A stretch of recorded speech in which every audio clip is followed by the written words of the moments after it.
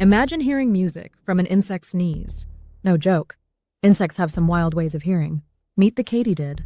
Unlike humans who hear with ears on our heads, katydids have ears on their knees. Tiny, drum-like organs sit on their front legs, and they use them to detect high-pitched sounds, even ultrasonic signals from bats. That means they can hear danger coming through their legs. Talk about keeping your knees sharp.